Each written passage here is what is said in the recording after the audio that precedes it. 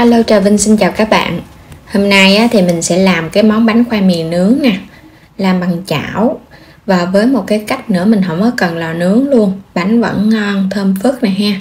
Và với công thức này bánh nướng mình để sang ngày ăn vẫn dẻo mềm ngon luôn, hoàn toàn không có bị khô cứng. Một món bánh đặc sản của miền Tây cùng với khoai mì và nước cốt dừa. Bây giờ thì mời các bạn mình cùng vào bếp để thực hiện nha. Ở đây mình có dùng 1 kg khoai mì mà mình gọt hết cái phần vỏ qua cái cọng chỉ sơ xong thì còn lại 700g nha. Là phần khoai mì đã sơ chế là 700g. Các bạn có thể dùng cái đồ mài mình mài nhỏ ra. Ở đây thì mình xay cho nên là mình sẽ cắt ra nhỏ nhỏ. Xay cho nó nhanh bằng cái cối sinh tố. Cho hết cái phần khoai mì đã cắt vô trong cối.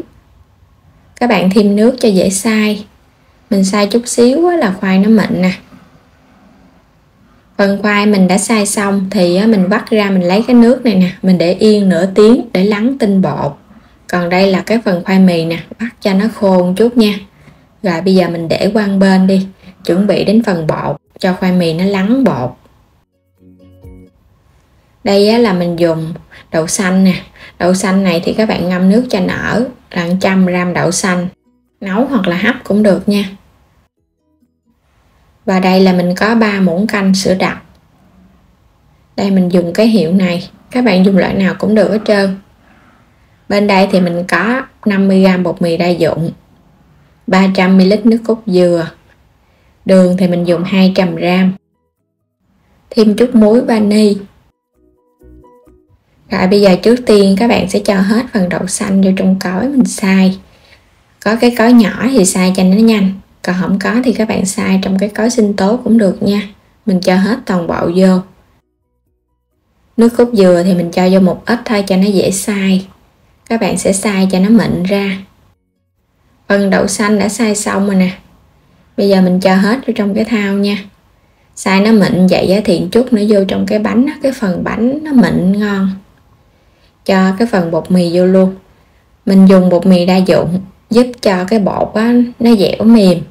Còn các bạn mà cho tiếp bột năng luôn thì cái bột nó dai lắm. Rồi cho đường vô luôn ha. Cái lượng đường thì tùy ý các bạn. Muối phải dặn thêm chút cho nó đậm đà.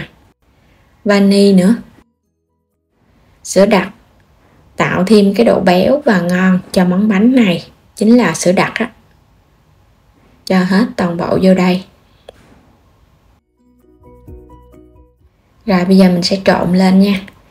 Thì cái hỗn hợp của mình nó sẽ có cái dạng lõn lõn, đừng có quá đặc. Nếu mà đặc quá cái bánh để nguội nó sẽ bị cứng á. Mình làm lõn lõn mà mình nướng lên cái bánh nó dẻo và nó có độ mềm ngon. Xong hết rồi, bây giờ quay trở lại. Mình sẽ đổ cái nước này bỏ đi nha, cái nước trong nè. Cái phần lắng ở bên dưới chính là tinh bột của khoai mì hay là tinh bột sắn nè. Sẽ cho hết vô trong khoai luôn. Tinh bột này nó mịn và cho vào trong này giúp cho cái bánh của mình nó dai dai, ăn cực kỳ ngon. Rồi bây giờ các bạn sẽ cho hết toàn bộ phần khoai vô trong cái thau nước đậu xanh hồi nãy này ha. Mình cho hết vô rồi cái mình trộn. Trộn đều lên để cho khoai nó tan ra đều. Hòa cùng với đậu xanh. Bánh này thì phải có đậu xanh vô cái bánh nó mới ngon. Tại vì nó có thêm cái vị béo béo bùi bùi á. Rồi cái lượng nước cốt dừa hồi nãy còn dư nè. Các bạn khuấy đều rồi cái mình cho vô hết luôn nha. Rồi trộn đều tất cả lên. Cái phần bột mình trộn đều lên cho nó mịn ra nữa là mình đã hoàn thành xong cái khâu chuẩn bị bột. Thì cái hỗn hợp của mình như ban đầu mình đã nói, nó sẽ có cái dạng hơi lỏng lỏng, đừng có quá đặc. Các bạn khuấy đều lên thì mình thấy nó sẽ lõn vậy nè. Tại tùy theo cái khoai mì mà các bạn vắt khô hay là không khô nữa. Rồi mình chuẩn bị cái khuôn này là khuôn 18, quét sơn lớp dầu. Mình sẽ chia ra làm 2 phần á. Một phần là mình cho vô trong khuôn 18, còn một phần còn lại thì mình cho vô cái chảo cũng 18 luôn nha. Đây là cái khuôn này mình dùng nửa khuôn thôi à. Mình sẽ nướng 180 độ C trong vòng nửa tiếng ở trong cái nồi chiên. Phần còn lại thì mình cũng quét dầu vô chảo rồi làm nóng chảo. Các bạn sẽ cho cái phần khoai còn lại vô đây. dàn cho nó mỏng ra để cái mặt bánh đẹp hơn. Nướng chảo thì nó sẽ nhanh hơn là nướng trong cái lò. Đậy nắp lại nha, cho bánh nó có hơi. Thì các bạn để lửa nhỏ thôi. Trong thời gian nướng thì mình nhớ xoay cái chảo cho nó đều. Bây giờ mình thấy nó trong rồi nè. Cái lớp bột nó trong và nó có cái màu chuyển màu hơi vàng vàng rồi nè. Mình sẽ xem ở phần ở dưới bánh nha. Mình thấy nó vàng đều hết, vậy là được rồi nè. Các bạn sẽ trở cái mặt bánh trở lại, mình nướng thêm một mặt ở bên trên nữa. Wow, hấp dẫn quá ha, vàng luôn. Nướng cho nó vàng thêm cái mặt ở trên xuống dưới nữa là được rồi. Đây là cái bánh trong chảo nè, mình nướng cho nó vàng hai mặt. Nhìn ngon quá các bạn. Còn đây là cái khuôn, mình nướng 180 độ 30 phút. Xong rồi các bạn sẽ lật cái mặt nó lại, mình nướng thêm một mặt nữa, thêm khoảng 10 phút nữa nha. Tại vì cái nồi chiên nhiệt nó chỉ có một mặt thôi à. Các bạn phải nướng 2 lần Mình lấy ra khỏi khuôn. Đây là cái mặt ở bên dưới nè. Mà ở bên dưới thì nó không có nhiệt nhiều cho nên là nó không có được đều lắm. Đây cái mặt ở bên trên nhiệt nó đều thì bánh nó sẽ vàng đều ngon. Hai cái cách nướng bánh khoai mì ngon mà không cần dùng đến lò nướng. Mình sẽ cắt cái bánh này là cái bánh ở trong cái nồi chiên nè. Bánh bằng nồi chiên thì mình thấy nướng nó sẽ hơi mềm hơn so với bánh ở trong chảo. Vì ở trong chảo mình xay chảo đều cái nhiệt nó sẽ đều hơn. Bánh vẫn dẻo mềm ngon, còn hơi ấm nóng Nếu mà để nguội thì cái độ dai nó sẽ tăng lên. Thì mình pha bột theo cái tỷ lệ vậy là mình thấy bánh ngon.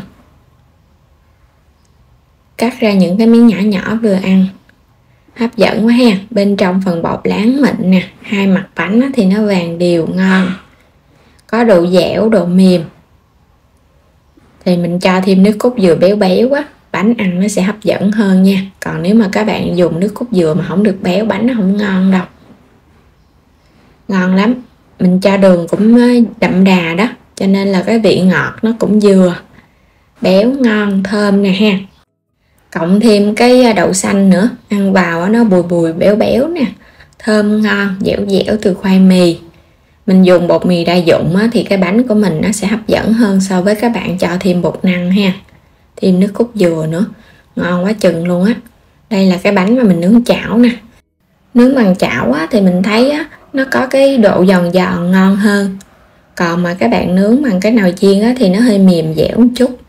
Thì làm cách nào cũng được, tiện lợi thì các bạn sẽ áp dụng nha. Đến đây thì chúc các bạn ngon miệng, vui lòng đăng ký kênh ủng hộ Alo Trà Vinh. Xin chào và hẹn gặp lại các bạn ở những video tiếp theo.